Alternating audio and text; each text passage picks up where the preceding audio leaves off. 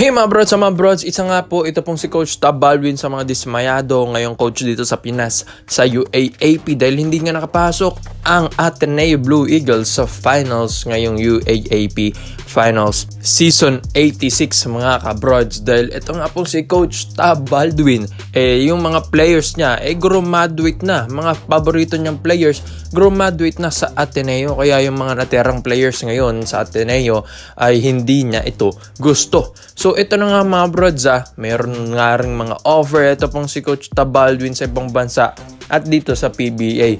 Dahil nagbabalak nga ito pong SMB na magpalit na ng coach dahil ito pong si Coach George Gallant hindi nga niya kayang manalo nang wala si Junmar Fajardo, tapos ito pang import nila na si Ivan Asca napagtatatalon na rin, and hirap na hirap talaga sila mga bro. So hindi dapat ganyan. Kapag wala yung best player mo, dapat pakitaan mo ang iyong management na manalo, di ba?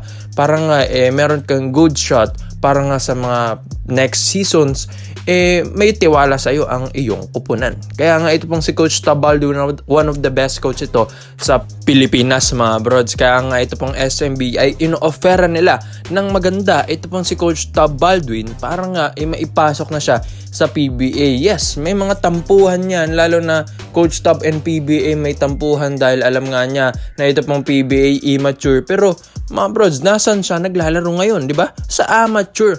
Dapat mag-pro naman siya ito pong si Coach Tab Baldwin para nga masubukan niya ang pro league dito sa ating bansa. Siguro mas gusto niya sa Ateneo dahil mas malaki ang offer sa kanya, mas maraming fans, laging napupuno ang stadium kapag UAP. Unlike sa PBA, parang tune-up game lang ang mga fans na nanonood, diba? Ang onte. Tapos, siguro yung ibabayad sa'yo, mas malaki pa talaga sa UAP. Gate attendance pa lang, panalong-panalo na ang mga schools. Kaya nga ito pong si Coach Tab Baldwin, dapat offeran mo ito ng maganda para nga mapapunta mo ito sa SMB. Sa ngayon kasi namang problema ang SMB. Hindi nga nila maipanalo na ang kanilang kupunan. Tapos natalo pa sila last game sa Magnolia Chicken Templados Hotshots. Given naman yun, undefeated ang Magnolia, may momentum sila. Pero mga brods, not bad na rin dahil nakadikit sila sa labanan. Pero kailangan pa rin manalo. A win is a win. Kahit anong score pa yan, dapat panalo pa rin mga brods. Kahit wala Junmar. Tapos ito pong import nila, minsan nagkakalat din. Kaya nga hirap na ito pong SMB. Di natin alam kung sa mga players ba yan ang gaganda ng mga players ng SMB or nasa coach na yan mga kabrods. Kaya nga ito pong si Coach Tab Baldwin, alam ko nga great tactician coach ito. Talagang subok na ito. Mapagilas nga yung mga players nito, imbis na PBA players ang kanyang kinukuha, ang mga UAP players, college players, pero kayang-kaya nilang makipagsabayan sa mga the best of the best ng iba't ibang bansa. Kaya nga ganyan din kagaling ito pong si Coach Tab Baldwin. Biruin mo, ang lakas na ng players ng SMB lineup.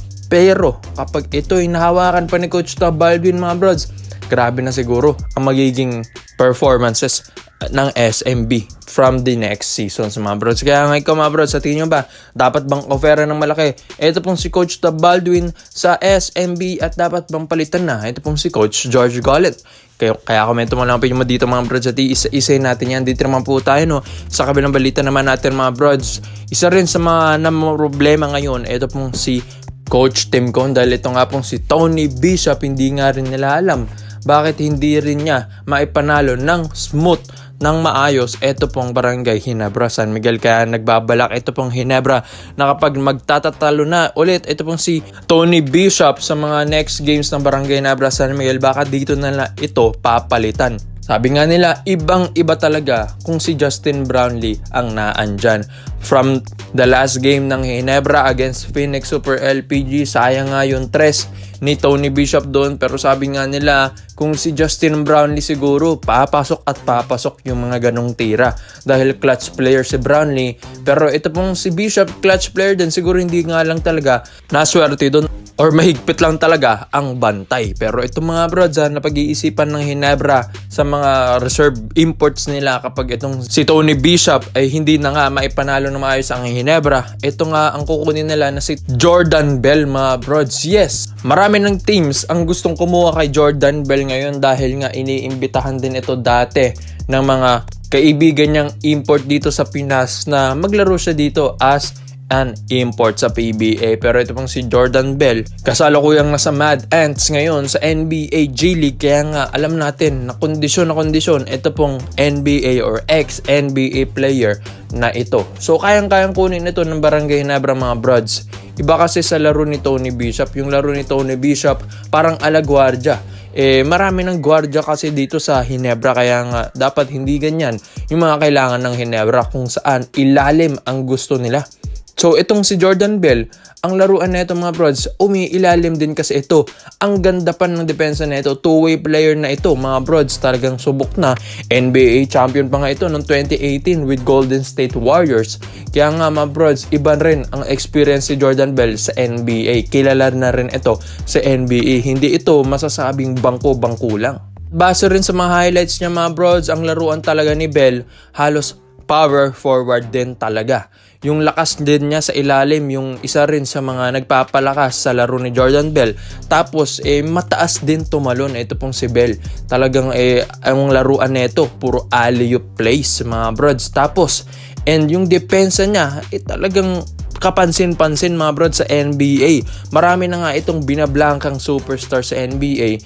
How much more kung dito pa sa PBA, 'di ba? Maning-mani na 'yan kay Jordan Bell. So ito nga siguro ang babagay na sa sistema ni Coach Tim Cone. So ibang-iba rin naman ito sa laro ni Justin Brownlee dahil hawig ang laro ni Brownlee kay Tony Bishop, pero mas magaling lang si Brownlee. Pero ito pong si Jordan Bell, power forward ang laruan neto mga brods. Alam naman natin kayang mag-adjust neto ni Coach Tim Cone. Mapa big man na import, mapa forward, mapa shooting guard na import, kaya niyang i-adjust yan as long as maipanalo niya ang game. Kaya nga itong si Jordan Bell, sa ngayon naman, yung performance niya sa Mad Ants, hindi naman din ganun ka pangit mga brods. Okay din naman, decente rin naman yung mga numbers or numero na binibigay niya doon. And nakita ko rin sa mga highlights niya doon, nasa kondisyon ang katawan ni Jordan Bell. And apakataas din talaga, tumalon pa rin ni Jordan Bell mga brods. So ikaw mga brods, sa lahat po ng mga Barangay Ginebra fans, sa tingin nyo ba,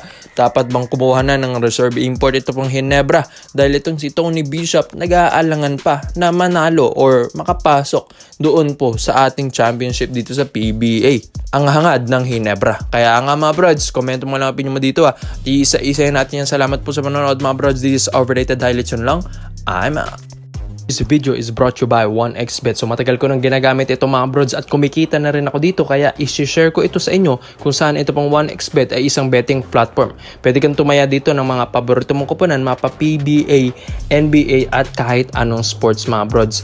So kaya nga para makukuha mo yan, gamitin ang promo code na 1xoverrated at saktong-sakto mga brods, may mga PBA games tayo at ito nga mga ka-brods. Tapos sa NBA naman, eto rin. Kaya i-bet nyo na every game mga kabrods yung mga paborito nyong kapunan dahil ang laki ng balik sa'yo dito. And yung link ay nandyan sa pin comment section sa ibaba mga kabrods. So ito pong 1xBet, huwag kayo mag-alala dahil may mga partnership na ito katulad ng FC Barcelona, La Liga at mga big companies like PSG mga kabrods. So get up to 6,000 pesos deposit bonus and yung link ay nandyan sa pin comment section sa ibaba.